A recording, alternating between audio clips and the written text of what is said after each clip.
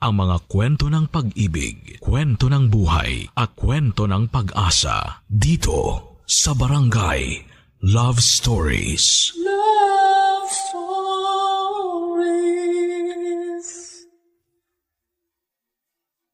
Sa mundong perpekto, lahat ng bagay ay makukuha natin at pwede nating makamit anumang oras nating hilingin. Sa mundong perpekto ay hindi tayo maghihirap at makakaranas ng problema. Pero ang problema ay walang perpektong mundo.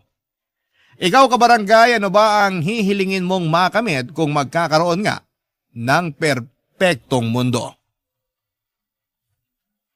Dear Papa Dudut, ako nga pala si Julio, 40 years old at hindi pinalad na magkaroon ng magandang buhay. Hindi nakapagtapos ng pag-aaral at sa akin na ibigay ang responsibilidad sa aking 60 anyos na ama at 18 anyos na anak na dalagang si Mimi. Sa madaling sabi, isa akong breadwinner. Tulad ng ibang breadwinner ay hindi naman namin ginusto ang sitwasyon namin. Sino ba naman ang hihiling na makuha lahat ng responsibilidad sa tahanan? Wala namang siguro, hindi ba? Hindi kaya yon madali at isang masakit na paraan yon para hindi ka makatulog ng maayos sa gabi. Yung tipong kahit pagod na ang iyong katawan pero ang diwa mo ay gusto pang isipin kung paano ka makakakuha ng pera para may pangtustos sa kanila. Mahirap maging mahirap, Papa Dudut. Bakit ba ako napunta sa ganitong kalagayan? Paulit-ulit kong tinatanong sa sarili ko sa tuwing nauunanan ako ng malaking problema. Tulad na lamang nitong nakaraan, isa ako sa mga natanggal sa pinagtatrabahuhan ko sa isang construction site. Nagbawas kasi ng mga trabahador at kabilang ako sa mga napiling tanggalin, dalaraw ng edad ko. Pinili nila yung mas bata dahil payag lang ng payag kahit na hindi ganong kalaki ang iabot sa kanila. Dahil wala naman silang ibang responsibilidad sa buhay. Naalala ko pa kung paano akong nanlumo nang iabot sa akin ang huling sahod ko.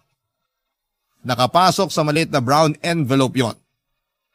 Natuluan pa yon ng pawis ko dahil katirikan ng araw at nasa kalagitnaan ako ng pagod ko nang sabihin nilang kasali ako sa mga tatanggalin. Hindi ko alam kung paano ko noon bubuksan ng brown envelope lalo't iniisip kong yun ang huling pera na may iaabot ko sa tatay ko, Papa Dudut.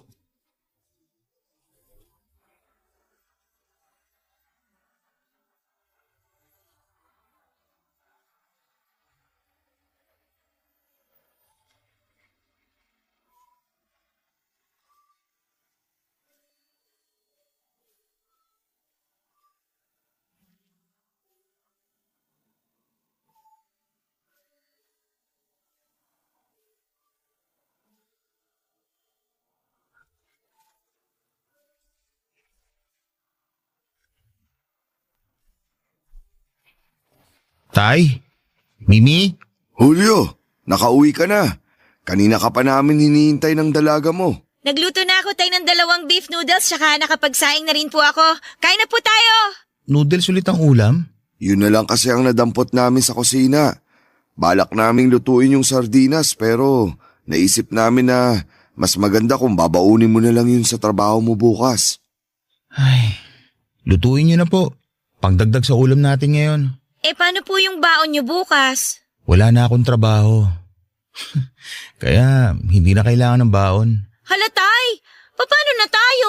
Huwag kang masyadong malungkot dyan, Mimi. Kilala ko ang tatay mo. Madiskarte yan. Makakahanap agad siya ng trabaho. Hindi ba, Julio? Madiskarte nga po pero kulang naman sa swerte. Talo rin ako, tay. Huwag mo munang isipin yan. Ang mabuti pa, kumain na muna tayo para may lakas ang utak mo na makapag-isip kung paano didiskarte ng panibagong trabaho. Lumalala na naman ang ubo niyo kahit hindi naman taglamig. May natira pa ba kayong gamot? Naubos na po nung isang araw yung gamot ni Lolo, tay. Bakit hindi niyo man lang sinabi sa akin, tay? Mimi, sa susunod na mauubusan ng gamot si tatay, ikaw dapat ang unang magsabi sa akin. Nasamid lang ako. Hindi ko kailangan ng gamot. Parang ang yung mga gamot ang nagpapahina sa baga ko eh. Halika na, kumain na bago lumamig tong noodles. Mimi, tumakbo ka saglit sa butika.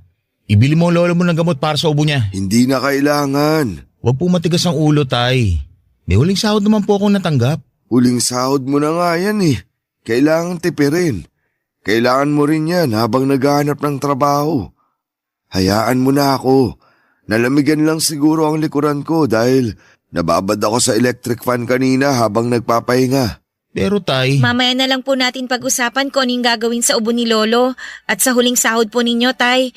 Kumain po muna tayo. Maupo na kayo. Ilalabas ko na po yung noodles at saka kanin. buksan mo na rin yung sardinas. Mas practical kung bukas na lang po natin yun bubuksan. May natira pa namang 2 itlog eh. Ihahalo ko po yun sa sardinas para sa agahan natin at baon nyo po kung maghahanap po kayo ng trabaho bukas. O sige, bahala na. Pakuha na rin ako ng tubig, anak. Ay, opo Tay. Saglit lang po. Ayos ka lang ba, anak? Ang problemahin na lang po muna natin, tay, yung ubo nyo. Ayos lang ako. Normal lang to sa mga may edad. Humihina na talaga ang mga baga. Para kaming bumabalik sa pagkasanggol. Gawa nyo pa talaga magbiro. Nakakatakot yung ubo nyo. Ilang buwan na kayong ganyan? Kilala ko ang katawan ko. Alam ko kapag malala na ang sakit ko. Sa ngayon, alam kong dala lang to ng sobrang hangin sa electric fan. O, gilid na po kayo at ilalapag ko na tong noodles sa kakanin. Tulungan na kita. Okay na po ako, Tay. Kaya ko na po ito. Mag-relax na lang po kayo dyan. Ako nang bahala dito.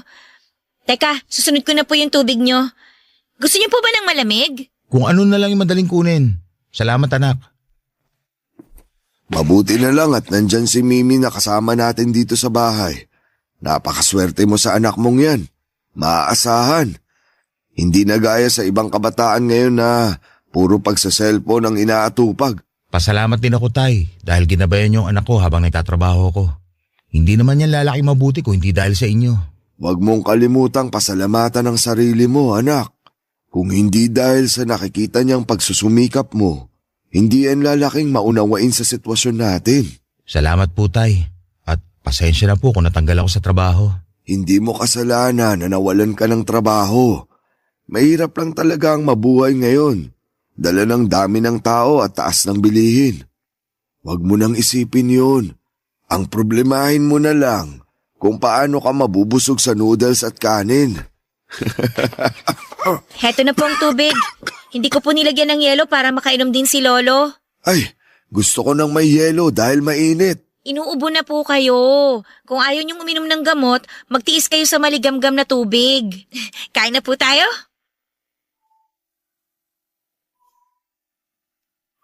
Pinangunahan ni Mimi ang pagdarasal bago kami kumain. Sa totoo lang ay hindi ako nakisali sa dasal dahil lumilipad ang isipan ko sa mga gastusin ngayong nawalan ako ng trabaho. Nakatingin lamang sa akin noon si tatay at ramdam ang bumabagabag sa loob ko. Hindi ko yon maitago sa tatay ko at kailanman ay hindi ako makakapagtago ng laman ng isip ko sa kanya. Pero hinayaan niya lamang ako at hindi na pinakialamanan pa. Sinalukan niya ako ng noodles sa mangkok habang ang anak kong si Mimi naman ay pinagsandok ako ng kanin. Sinimulan na namin ang pagkain. Halos wala ng lasa ang sabaw ng noodles. Dinamihan ni Mimi ang sabaw para may matira pa para kinabukasan. Kinirot or nakurot ang puso ko. Lanod sa murang edad ay natuto na akong kung paano magtipid ang anak ko. Hindi lang dahil yon ang dapat kundi dahil alam niyang mahirap kami at wala kaming ibang magagawa. Pasimple naglagay ng asin at paminta si tatay sa kanyang noodles. Pasimple para hindi makita ni Mimi. Ako naman ay hinayaan ko na lamang at sinabing masarap ang pagkakaluto ni Mimi ng noodles na yon. Tipid namang ngumiti lang ang anak ko sa akin at alam niyang nagsisinungaling ako. Maagang namatay ang nanay ko, 10 taon pa lamang ako papadudot nang magkaroon ito ng sakit at lumala nang hindi man lang namin siya nadala sa ospital. Katulad ko si tatay, laging mala sa trabaho. Laging natatanggal sa trabaho. Kaya siguro yon ang naipasa sa akin. At ipinagdarasal ko na hindi yon sapitin ni Mimi.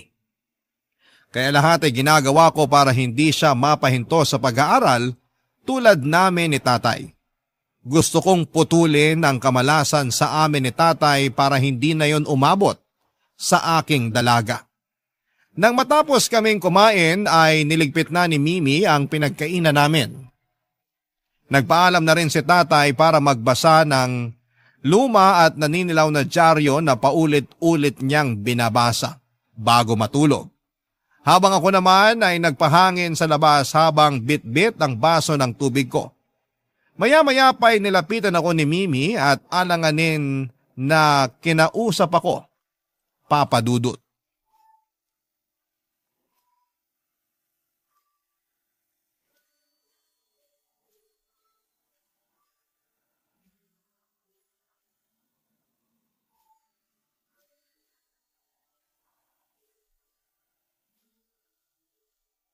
Tay, Ano yun anak? may sasabihin po sana ako. Maupo ka rito sa bangko. Tabihan mo ako. Ano bang kailangan mo? Alam ko malitong timing ko pero Makikinig ako kahit ano pa yan. may kailangan po kasing bayaran sa school. Magkano ba? Hindi ko naman po kasi alam na mawawalan kayo ng trabaho Anak, magkano ba? 150 pesos po. Meron ako rito. O kahit 50 pesos na lang po, Tay. Ako na pong bahalang dumiskarte sa 100. Hindi mo kailangan gawin yun. Tatay mo ko at obligasyon kita. Nakakahiya na po kasi. Paano bang nakakahiya? Gastusin mo yan sa pag-aaral mo. Ako nagpupumilit sa'yo na makapagtapos ka. Kaya igagapang ko hanggang dulo, makakuha ka lang ng diploma. Paano kaya, Tay, kung huminto muna ako sa pag-aaral? Yan naman ang hindi mo pwedeng gawin. Sasama naman ang loob ko kapag ginawa mo yan. Pwede ko po kayo matulungan magtrabaho. Kahit ano pong trabaho, papasukin ko. Kaya ko naman po Yan ang kinatatakot ko, anak. Ayokong sa kahit anong trabaho ka lang makapasok. Gusto kong makahanap ka ng trabaho na pangarap mo. Kaya kita pinag-aaral. Marami naman pong hindi nakapagtapos ng pag-aaral na umasenso. Ayokong sumugal tayo sa ganyang pananaw. Iba pa rin ang nakatapos. Tignan mo kami ng lolo mo. Kapwa kami hindi nakapagtapos. Oh, nasan kami ngayon? Ang lolo mo hindi na makabili ng bagong dyaryo. Ako? Eto. Problemado kung paano tayo sa mga susunod na araw. Kahit pansamantala lang akong hihinto, Tay. Babalik din naman po ako sa pag-aaral. Alam mo bang ganyan din ang linya ko sa lolo mo nung huminto ako sa pag-aaral? Ano ba nangyari? Hindi na ako nakabalik pa sa eskwelahan dahil nahiya na ako sa edad ko. At mas sinahanap-hanap na ng katawan ko ang trabaho at sahod. Gusto ko lang naman po talagang makatulong sa inyo. At nagpapasalamat ako dahil naisip mo yan. Pero kung gusto mo talaga ako matulungan, mag-aral ka. Balang araw ka na lang tumulong sa akin. Sa ngayon, hayaan mo muna akong kumayod para sa atin. Pero Tay… Hindi na magbabagong isip ko. Igagapang kita sa pag-aaral mo. Yan ang pangako ko sa sarili ko at hayaan mo akong tuparin yon. Yun na lang ang nagbibigay sa akin ng pag-asa. Pasensya na po kayo, Tay, ha, kung nagiging pabigat ang pag-aaral ko sa inyo. Kahit kailan hindi ka naging pabigat. Ikaw pa nga tong nagpapagaan ng buhay namin ng lolo mo. Kung hindi dahil sa'yo, wala nagpapaalala sa lolo mo na alagaan ang kalusugan niya. Kung hindi dahil sa'yo, wala umaasikaso sa pagkain natin. Kung di rin dahil sa'yo, hindi ako magkakaroon ng dahilan para lumaban pa sa buhay. Kaya wag na wag mong iisipin na pabigat ka. Dahil hindi mo alam kung paano mo pinagaan ang mabigat naming buhay ng lolo mo. Tay, Oh, ano yon? pwede kaya tayong humingi ng tulong sa nanay ko? Sa 18 years na nandito ka sa mundo, naisipan niya magbigay ng tulong sa'yo? Nagbabago rin naman po ang tao. Baka lang po maisip niyang kailangan ko rin ng tulong niya. Lalo na po kapag nalaman niya ang sitwasyon natin. Kung gusto niyang tumulong, sana dati pa. Subukan po natin, Tay. Ako na lang po yung kakausap. Ayoko maranasan mo ang naranasan ko sa kanya. Ayokong ipahiya ka niya at itanggi sa bagong pamilya niya. Hindi ko makakayanan yon, anak. Pero paano naman po ako? Anak din naman niya ako Sa perpektong mundo, ituturing kanyang anak. Pero wala tayo sa ganong mundo. Ito ang totoong mundo natin. Tinakasan tayo ng nanay mo at yun ang kailangan natin tanggapin. Oh, siya, matulog ka na. Mamaya iiwan ko sa mesa ang perang kailangan mo. Huwag mo nang problemahin kung saan ka kukuha ng pera. Ako ang dapat gumagawa nun.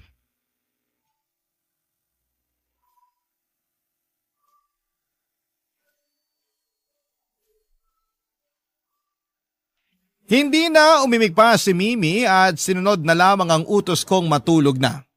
Nasaktan ako habang pinagmamasdan ko ang nag-iisang anak ko na walang ibang magawa, kundi ang tanggapin ng buhay na nakagisnan niya.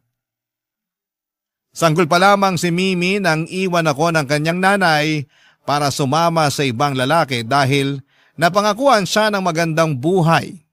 Hindi naman yon natupad. Sinaktan lamang siya ng lalaking napili niya at sinikap ko siyang ibalik sa buhay namin ang anak niya. Pero kinutya niya ako at sinabing wala siyang mapapala sa isang katulad ko. Sinabi niya sa akin na kalimutan ko na siya at dinagdag pa niya ang pagtatakwil kay Mimi. Hindi na raw niya anak si Mimi at doon ako nasaktan, Papa Dudut. Hanggang ang ambisyon niyang makahanap ng lalaking bubuhay sa kanya ay nagkaroon ng katuparan. Kahit paano ay umasenso ang kanyang buhay at nagkaroon siya ng 2 anak sa bagong asawa niya. Nang magkasakit si Mimi ay nilunok ko ang pride ko para lumapit sa nanay niya pero tinanggihan niyang kilalanin niya kami. Napahiya ako noon. Mabuti na lamang at wala pang kamuwang-muwang si Mimi noon, Papa Dudut. Hindi niya naranasan ang sakit na itanggi ng sarili niyang nanay. Ipinangako ko sa sarili ko na hindi ko na ilalapit pa si Mimi sa kanyang nanay. Ayokong danasin niya ang naranasan ko sa nanay niya. Kaya naman nagsumikap ako na magtrabaho para maibigay sa anak ko ang buhay na maginhawa. Pero kahit na anong pagsusumikap ko ay wala pa ring nangyayari, Papa Dudut. Naawa na ako sa anak ko at naaawa ako sa kanya dahil marami akong pinangako sa kanya na nahihirapan akong tuparin hanggang ngayon. Ganon kalupit ang mundo para sa mga mahihirap na katulad ko. Hindi naman kami masamang tao, Papa Dudut. Wala kaming nilalamangan at inaagrabyado pero bakit parang kami ang pinakamasamang tao sa mundo? Kaya hindi kami nabibiyayaan?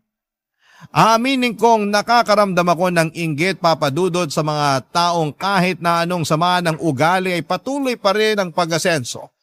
Kahit na hindi sila numaban ng patas ay nagagawa pa rin nilang manatili sa itaas. Paano kaya kung gano'n na lamang ang gawin ko, Papa Dudut? Masisisi ba ako ng Diyos kung yun ang buhay na piliin kong gawin sa mga panahong yon, Papa Dudut? Barangay Love Stories. Barangay Love Stories. Walang bakante. Ito po ang mga paulit-ulit na nababasa ko sa mga karatula. Wala raw bakanteng trabaho at nakakapanglumo. Nalukot at nabasa na ng pawis ko ang biodata na hawak ko pero hindi ko pa rin ito na ipapakita isa man sa mga natitipuhan o kaya ay pwedeng tumanggap sa akin sa trabaho. Puro na lang walang bakante.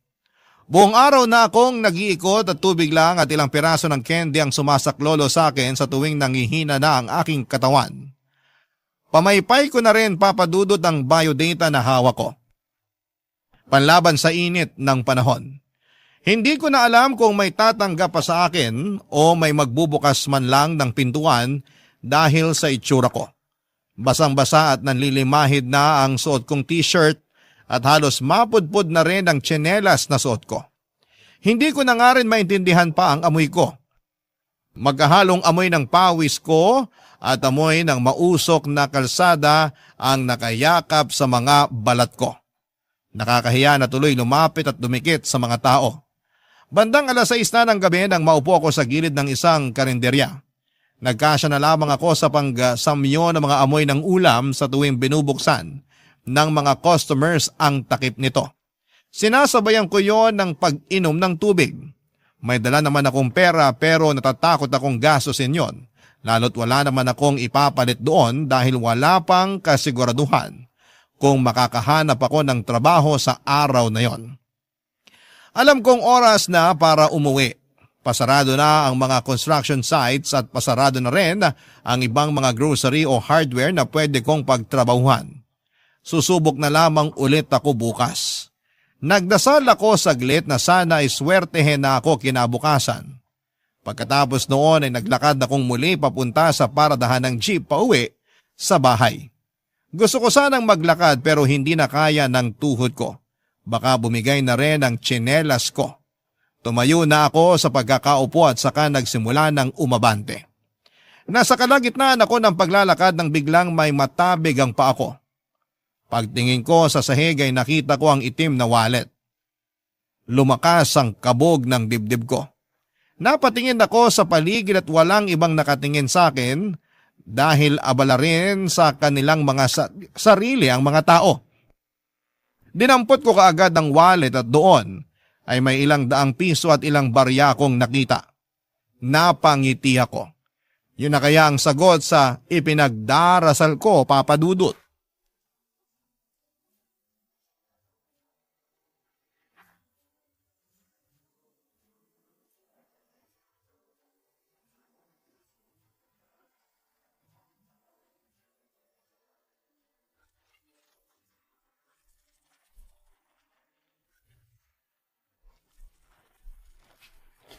Tay? Mimi? Julio, wala si Mimi. Lumabas. Pinautang ko muna ng bigas sa tindahan. Kumusta ang paghahanap ng trabaho? Wala pa ako nahanap eh. Ganun ba? Hayaan mo, may bukas pa naman. Parang masaya ka ata. May dapat ba akong malaman? May biyaya ang inabot ng Diyos. Sa wakas. Sabi ko naman sa'yo, may biyaya kapag tinatawag siya. Ano bang binigay sa'yo? Wallet. Wallet? Ibinigay ng Diyos? Paano? Hinulog niya sa kalsada para mapulot ko. Sigurado ka bang Diyos ang naghulog niyan at hindi ibang tao ang aksidenteng nakahulog? Oo naman, tay. Sigurado ako. Pinagdasal ko to bago ko mapulot eh. Hindi naman gumagamit ng wallet ang Diyos. Hindi niya kailangan, lalo na ng pera. Ito ang gusto kong paniwalaan. Gumawa ng paraan ng langit para mabigyan ng solusyon ng problema ko sa pera.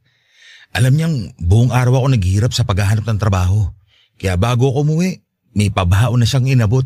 Kawawa naman ang nawala ng wallet. Ayaw ba niya yun?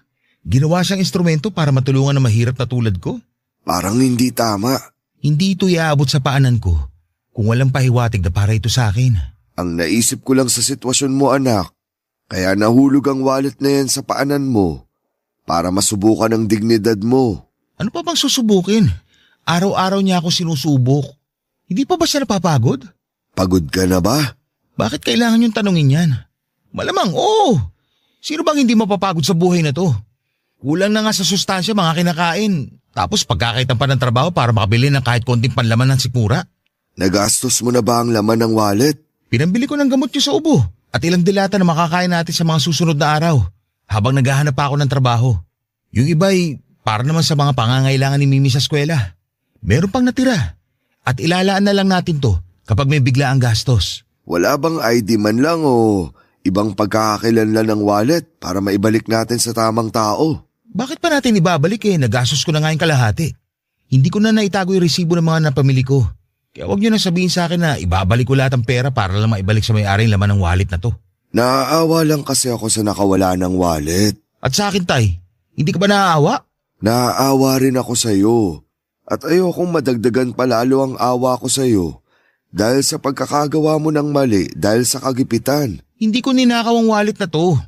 Sadya lang talaga natisod ng paa ko to sa kalsada. Hindi ko kasalanan kung ako nakadampot. Kung hindi naman kasi nuknukan ng pagkaburara yung may-ari ng wallet na to eh. Eh di sana hindi siya nawalan. Naisip mo ba na baka nangangailangan din ang may-ari ng wallet na yan? Parehas lang kami may pangangailangan, tay. Anak. Huwag yun na nga akong piliting gumawa ng tama ngayon. Kasi gipit na ako. Hindi nagagana ang moralidad sa sikmurang gutom at sa anak na gustong mapakain kayo. Parang ang hirap lang lunukin ng pagkain na galing sa nakaw. Mahirap ba? Pero bakit yung mga buhay magnanakaw? Ang laki ng buka ng bibig sa mga pagkain na galing sa nakaw. Bakit kain nilang uyain yun? Bakit kain nilang sikmurain yun? Samantalang ako nakakarampot lang ang nakuha, kukonsensyahin nyo pa? Gusto ko lang mamuhay ka ng tama at patas. Buong buhay ko, yan ang ginagawa ko.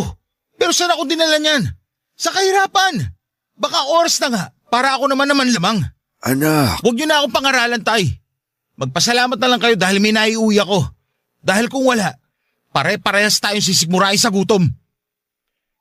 Tinalikuran ko na rin si tatay pagkatapos ng huling litanya ko. Ayokong makita niya ang panginginig ng mukha ko dala ng pinaghalong konsensya at galit. Aaminin ko naman na nakaramdam ako ng konsensya nang ilabas ko ang ilang daang piso sa wallet nang pumasok ako sa grocery at butika. Kaya lang mas inudyokan ako ng pangangailangan. Mas kailangan ni tatay ng gamot para sa kanyang ubo. Mas kailangan ni Mimi ng baon sa eskwelahan. Mas kailangan namin ng makakain araw-araw. Hindi kami muling nag-usap ni tatay ng gabing yon. Kinabukasan ay maaga akong gumising para ipagpatuloy ang paghahanap ng trabaho. Bago ko umalis ng bahay ay inabutan ako ni tatay ng isang monay at isang nakatetrapak na juice. Binigay daw yon ng batang kapitbahay namin sa kanya. Pabaon na lang daw niya sa akin habang naghahanap ako ng trabaho. Niyakap ko si tatay at nawala na ang tensyon sa pagitan namin pagkatapos noon. Sa muli kong paghahanap ng trabaho ay muli na naman akong nakaramdam ng kabiguan. Wala pa ring bakante tulad kahapon. Tinipid ko ang pabaon ni tatay na monay at juice at gusto kong umabot pa yon sa gabi bago ako umuwi. Ayaw ko rin gastusin muna ang ilang barya sa bulsa ko dahil natatakot ako na baka hindi ko yon mapalitan kung hindi ako makakahanap ng siguradong pagkakakitaan. Paggabi na noon pero wala rin akong swerte. Hanggang sa nakita ko ang isang matandang lalaki na nagbubukas ng pintuan para sa mga customers ng isang 24/7 convenience store. Nakita kong inabutan siya ng barya at pagkain ng mga pinagbubuksan at pinagsasarahan niya. Nakaisip ako ng paraan, Papa Dudut. Baka pwedeng gawin ko yung sideline. Naghanap ako ng katulad noon na tindahan at nang makahanap ako ay agad kong hinawakan ang pintuan para ako ang magbukas at magsarado para sa mga papasok sa customers. Wala na silang ibang choice kundi ang abutan ako dahil hindi nila magawang hawakan ng pintuan dahil ako na ang nakahawak noon.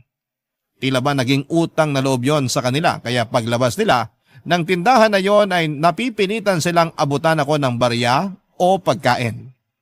Nakakatuwa, hanggang sa hindi ko inaasahan ay mapagbuksan ko ng pintuan ang anak kong si Mimi, Papa Dudut.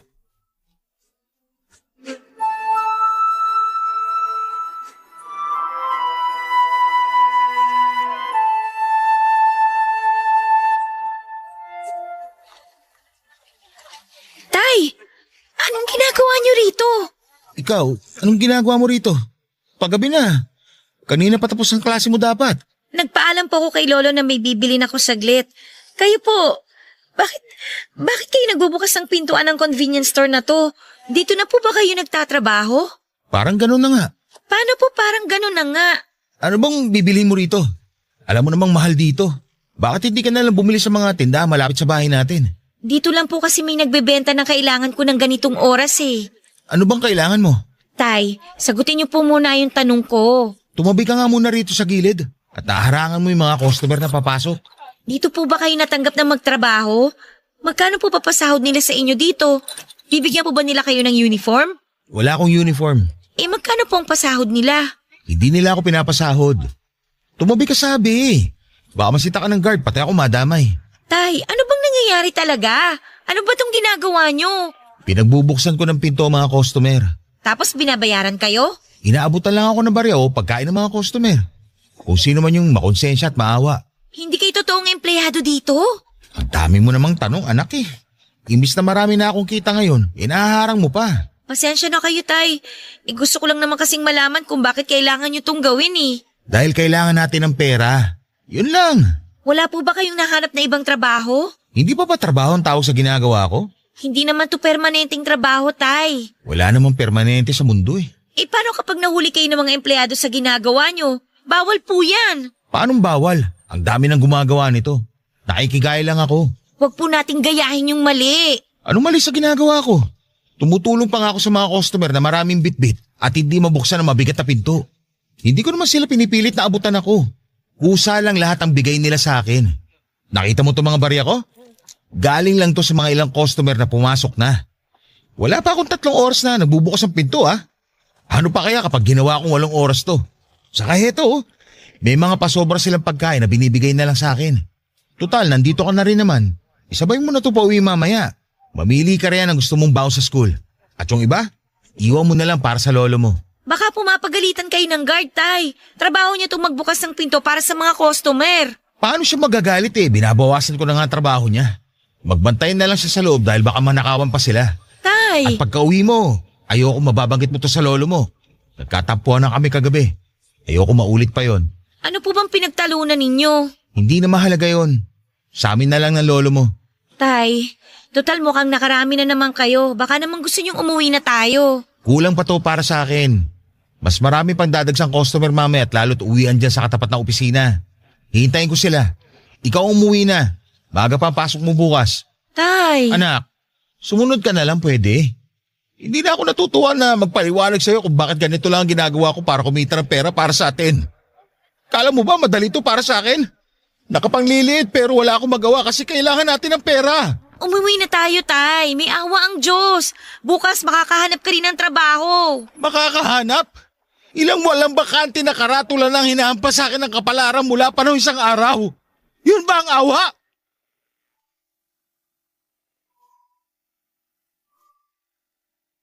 Napatahimik si Mimi sa huling naging sagot ko. Pinagbuksan ko siya ng pinto para makapasok na mabili na ang kailangan niya. Hindi ako halos makatingin sa loob ng convenience store habang andon si Mimi. Nanliliit ako na makita ng anak ko na nasa ganong desperadong sitwasyon ako. Nang nabili na niya, papadudot ang kailangan ay mabigat ang loob kong pinabuksan siya ng pintuan. At mas lalong bumigat ang loob ko nang abutan niya ako ng biskwit bilang kabayaran sa pagbukas ko ng pintuan para sa kanya. Hindi ko ipinakita sa kanya na nasaktan ang pride ko bilang isang ama. Sinabi kong mag-ingat siya sa pag-uwi at magpahinga pagkatapos. Tumungo lamang ito at saka umalis kaagad para makasakay ng jeep pauwi ng bahay. Nawala na ako ng gana na magbukas ng pintuan dahil sa kahihiyan na inabot ko sa anak ko. Pero kailangan kong gawin yon ng paulit-ulit dahil kailangan kong may maiuwi sa bahay bukod sa kahihiyan.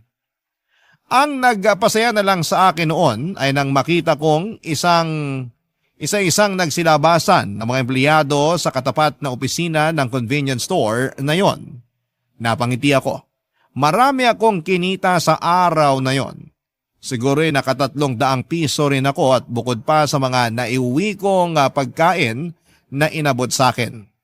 Habang nasa jeep ay binuksan ko ang paper bag na naglalaman ng mga naipong kong pagkain. Karamihan doon ay mga pagkain halatang tira na lamang ng mga customers at hindi na kayang ubusin. Meron na yung mga pagkain na nginuya na pero binalot pa rin sa plastic at inabot sa akin. Doon na nga bumaba ang tingin ko sa sarili ko. Ganon na nga ba kababa ang tingin ng ibang tao sa akin para abutan ako ng nginuya nilang pagkain? At isiping kakainin ko pa rin yon, papadudot. Ganon na ba talaga ang magiging buhay ko? Tagatanggap ng mga pagkain hindi nagustuhan ng panlasa ng ibang mga tao, papadudot. Barangay Love Stories. Barangay Love Stories. Papadudot na kailang araw din ako sa pagbubukas ng pinto ng convenience store na yon bago ako sitahin ng mga empleyado. Bawal na raw. Wala rin naman akong nagawa at nagpatuloy akong muli sa paghahanap ng trabaho. Lahat ng construction site ay dinaanan ko pero walang tumatanggap sa akin. Walang bakante. Nakakapanlubo ang kalagayan ko pero wala akong ibang nagawa kundi ang subukan pa. Hanggang sa napadpad ako na mapasama sa mga namamalimos sa kalsada. Yung mga nangangatok na mga sasakyan kapag naiipit sa traffic. Yung wala nang ibang magawa ang mga driver kundi ang mag-abot ng barya sa takot na gasgasin ang mga sasakyan nila. O di naman kaya ay basagin ang salamin nila. Nakigaya ko. Nakakahiyamang aminin pero gumawa ako ng klase ng panlilimos na katulad ng ginagawa nila. May matalim na bagay at malaking bato lang ang kailangan para makarami ka ng barya. At nangyari nga, wala pang kalahating araw ay naka 500 piso na ako. Puro barya. Naging kaibigan ko na rin ang mga katulad kong namamalimos. Kapag naman umuulan ay sa footbridge ako tumatambay. Gamit ang isang karatula na ninakaw ko sa isang construction site. Yung karatulang may nakasulat na walang bakante. Ginamit ko ang likuran noon para isulat ang hiling kong barya para maipon ko at magamit kong pamasahe pa uwi sa probinsya. Isang kasinungalingan yon, pero epektibo yon. Sabi ng mga kasamahan ko dahil napipilitang magbigay ang mga dumadaan sa footbridge para lamang masigurong makauwi na ako sa probinsya.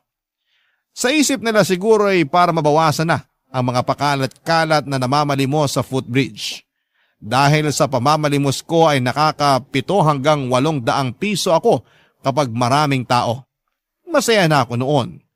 Puhunan ko lang ang awa, bato, karatula at sandamukal na kasinungalingan. Ako na ang gumawa ng sarili kong pagkakakitaan, Papa Dudut.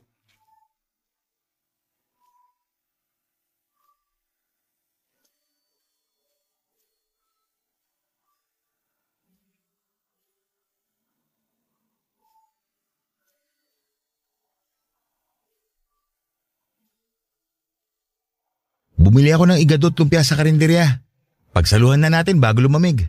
Mukhang nakahanap ka na ng trabaho ah. Opo, tay. Malaki rin ang kita kaya nakabili na ako ng karne sa wakas. Kumain na tayo. Saan po kayo nakaharap ng trabaho? Diyan lang sa isang construction site. Tagabuhat ng simento. Utosan minsan para bumili ng pananghalian ng mga boss. Meron po palang ganong trabaho dun? Kakilala ko kasi yung foreman. Kaya gumawa na lang ng trabaho ko para maipasok lang ako. Kumain na tayo. Natatakam na ako sa karne. Ngayon lang ulit masasayaran ng karne ang bituka ko. Hayaan nyo, sa mga susunod puro karne ang bibiling ko. Sana magtuloy-tuloy na ang trabaho mo. Akala ko kasi mapanghihinaan ka ng loob sa mga karatula na may nakasulat na walang bakante. Mabuti naman ngayon at may bakante na. Naswertehan ko na nga rin talaga, tay. Nahawang kapalaran sa wakas. Sabi naman sa'yo, nakikinig siya. Teka, parang masarap ang igado kapag may suka. Mimi, apo, baka pwedeng palambing naman ang suka sa kusina. Dikdikan mo na rin ang kahit isang siling labuyo. Alam ko may natira pang isang piraso rin sa tokador. Kunin mo na bago matuyo. Lo, naubos na po yung suka kahapon.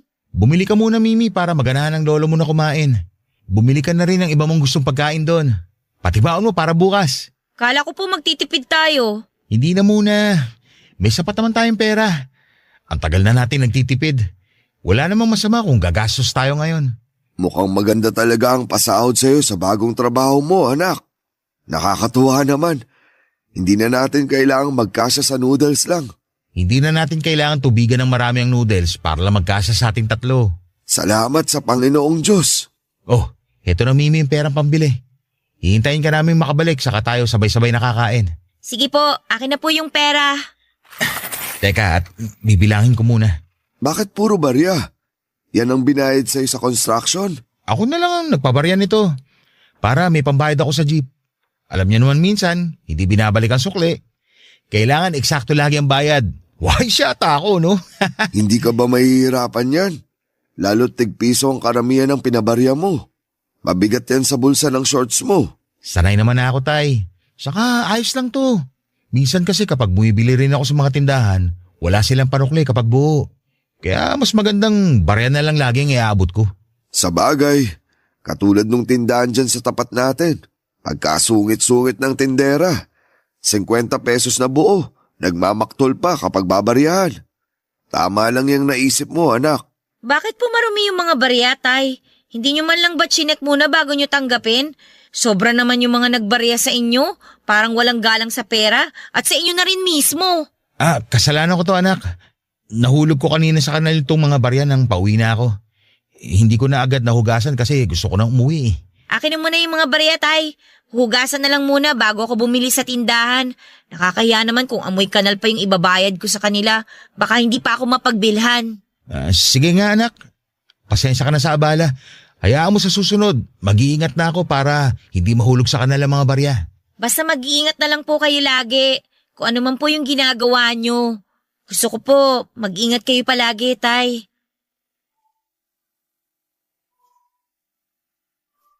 Malaman ang pagkakasabi at pagkakatitig ni Mimi sa akin.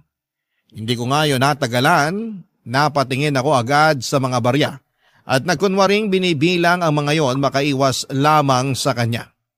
Hindi ko rin sinagot ang sinabi niya at pagkatapos kong maiayo sa mga barya ay inabot ko na yon sa kanyang mga palad, Papa Dudut. Tinulungan siya ng kanyang lolo, hinugasan nila yon sa lababo. At pagkatapos ay nagpaalam na si Mimi para bumili ng mga kailangan niya. Naiwan kami ni tatay sa mesa at pinagmamasdan ng mga pagkain. Napangiti ako pero may halong pait. Alam kong galing sa pagsisinungaling ang pinambili ko ng mga hinaing ko sa mesa. Alam kong nakakahalata na rin si Mimi pero ayaw niya lamang magsabi. Ewan ko lang kay tatay kung nakaramdam na siya ng mali o masyado siyang nasisilaw sa mga masasarap na pagkaing inuuwi ko sa kanya. Kaya hindi na niya kayang pagtuunan ng pansin kung bakit bigla kaming nagkakaulam ng karne. Sa paglipas nga ng mga araw, pinagpatuloy ko pa rin ang pamamalimos. Nananakot pa rin ako ng mga sasakyan na naiipit sa traffic para sa pilitan akong abutan. Nagbubukas na rin ako ng mga tubig sa sasakyan or nagbubuhos na rin ako ng tubig sa mga sasakyan at nagkukunwaring nililinisan ko. Alam kong naiinis na sila pero wala silang magawa dahil mas malaki ang magagastos nila kapag hindi sila magbibigay sa akin. Natutunan ko lahat ng yon sa mga kapwa ko na mamalimos. Minsan ay nakausap ko ang mga kasamahan ko. Nalaman ko sa kanila na tulad ko noon ay lumalaban din daw sila ng patas. Pero hindi naging patas ang batas para sa kanila. Kaya wala silang ibang nagawa kundi ang ipaglaban na lamang ang sarili nila at makigaya sa kasamahan namin. Naintindihan ko sila, andon na rin kasi ako. Lagi akong may dalang karatula na naglalaman ng iba't ibang mga kasinungalingan. Una nga ay yung kailangan ko ng pamasahe pauwi ng probinsya. At yung isa naman ay ang pagpapanggap ko na nasa ospital ang asawa at anak ko. Hindi ako nakaramdam ng konsensya habang ginagamit ko ang mga karatulang yon. Maliban na lamang sa isang maulang Biyernes, kung saan ang taong laging nagpapaalala na meron akong konsensya ang lumapit sa akin, Papa Dudut.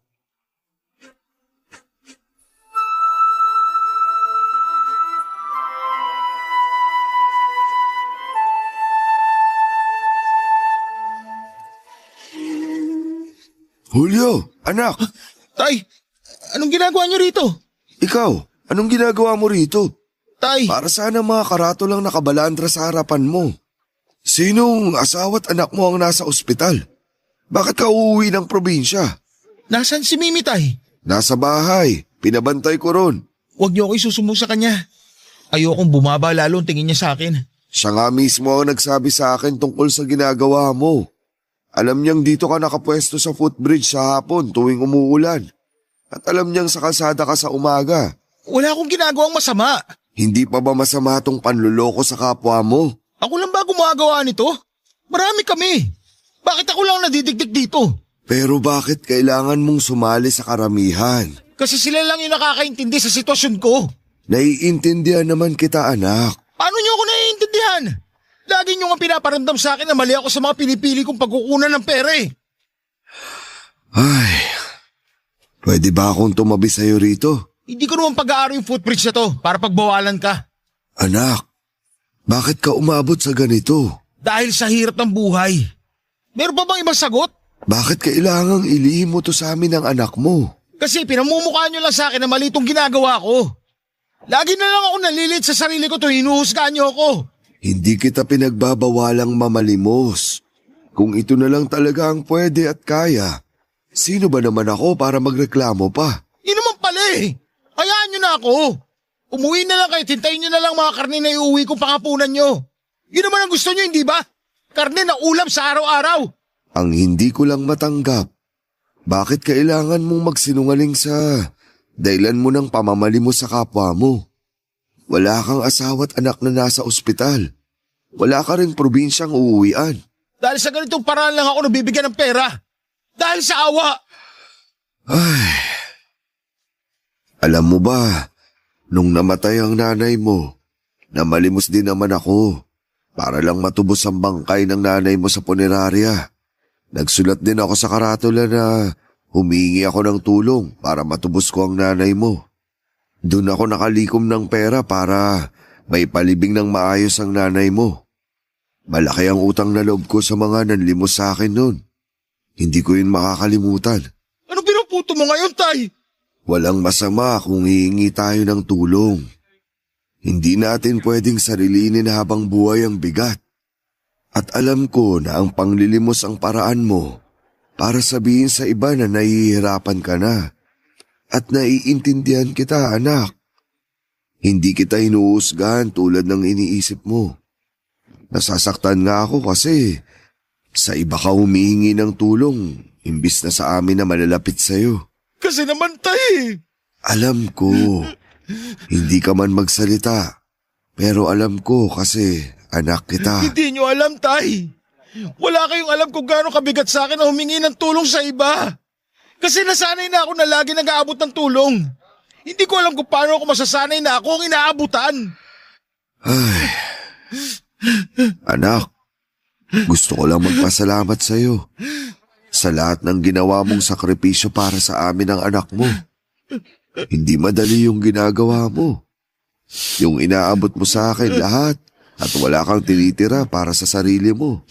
Isusubo mo na lang, iisipin mo pa kami. Salamat anak ha. Hindi madali tong ginagawa mo pero nagagawa mo pa rin. Kung nakakaligtaan ko mang sabihin sa'yo palagi, salamat sa pagmamahal mo para sa amin. At kung hindi sapat ang pasasalamat na ibibigay at sasabihin ko sa'yo ngayon, gusto kong sabihin sa'yo na hindi kita masisisi. Kung ito ang naisip mong paraan para mabigyan kami ng maayos na buhay. Kahit sinong ilagay sa sitwasyon mo, gagayahin ka rin. Huwag kang mag-alala, anak. Hindi kita hinuhusgahan.